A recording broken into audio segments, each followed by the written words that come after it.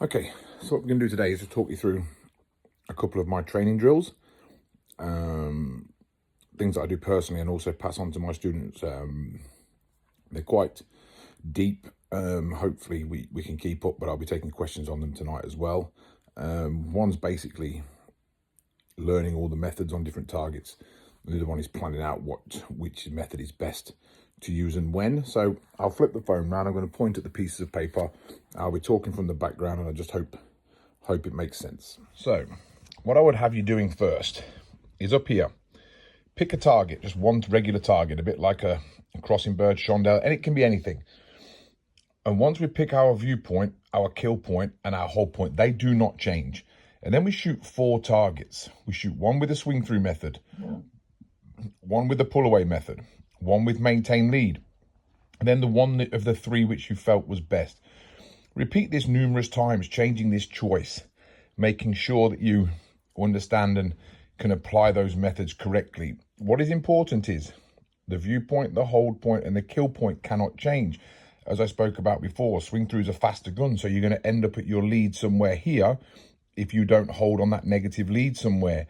So these cannot change. You must be precise on these 3 points. Now, one of the big reasons that we'll be doing this is people say, I only shoot this method. I only shoot maintain lead. That's all I ever shoot. Well, if I put you in this scenario here, where we've got a going away bird on report, say a rabbit over here, by the time we go bang, the rabbit's already gone. So I don't care who you are. The only method left is swing through. So unless you understand that swing through is going to give you a faster gun, if you shoot maintain lead and give this target your regular lead, you're going to be way out in front. So hence the reason of doing this drill up here. Now, if I reverse this and I go with the rabbit first, I might shoot pull away on the rabbit, and then I'm into swing through over here. So I must have practiced all of the methods, not because they're what I want to use. It's what a good course designer makes you use. He throws you out of position and puts you in scenarios that you don't want to be in. And that's where a lot of people miss when they've only got one method in the armory. By doing these drills, we're actually learning all of them. And when I repeat this numerous times, that can be different targets. You can master it on this target, then change target. Now, what you will find is some of these will miss. And that's good to know, that we know that they can't work. If you've got to shoot straight at something, maintain lead's not going to work for you. But it's important that we can tick that method off, that it's simply not going to work. I would then move on to following pairs of the same bird. So then instead of just shooting singles, I would shoot the same bird on report, but I would have to change methods on each bird. So on my following pair, I can never use the same method twice. I must change methods, but I must keep the kill points the same.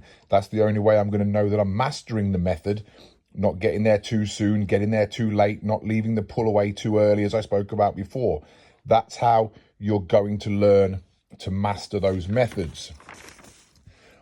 Usually for me, it's around 75 shots, then rest and take notes. Notes are important. The reason we're going to be taking notes is that this is a learning curve. This is something we need to go back to. We need to understand why we did these, which one worked. When we get to a station, we need to be able to tick off, right, the gun's going to be out of position. That only leaves me with method A, B, or C, and I need to know how that works. That's going to affect my gun speed. It's going to affect my hold points because I'm coming out of position. That's going to give me a faster gun. Therefore, I must recalculate my lead down to gun speed. So that's an excellent drill. And that's one that I use a lot. Okay, here comes drill number 2. Once you start to master the method, you've got to understand where one of them stops working and another one begins. So what I do is tend to shoot. Hello, Kika. Can you go away a minute? Pick one target and 10 arced shooting positions. Now, I can see that the kill points will definitely change throughout this because it's going to look differently from each peg. But we're looking for a method, speed, and lead test.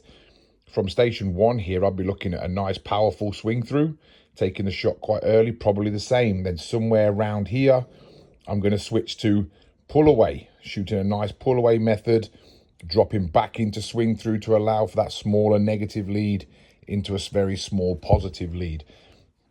And once you can complete that, give yourself targets. right, I'm going to complete this and I'm only going to allow myself 1 0. The moment I get that 0, I go back to the beginning, learn what the targets looks like, and exactly what I said with the prior drill. Change targets, learn it again, learn it again. When you walk into station, you'll start to recognize, the method for that is that, because I've tried that in training. That's what I want you to be doing. You're looking to be able to change method. Where does your method begin? Your gun speed. Obviously, we're going to have a faster gun here than we ever are over here. And the leads are going to vary from each peg. So it's another great drill that you can do in your training when we can get back out. So there's some more drills. Hopefully you can picture them in your mind, maybe start taking some notes for when we can get back out with the gun. I really hope they help you. They've certainly helped me and my students.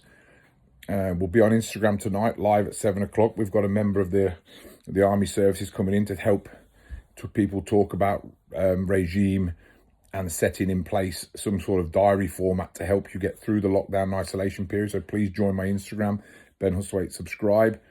They're 2 very simple drills, but they're very effective, and I sincerely hope they help. Stick to them. The kill points must stay the same throughout both drills. As usual, any questions, post below. I'll always answer them. Please press the subscribe button so I know we're reaching a good audience, and we'll just keep these coming. Guys, stay safe.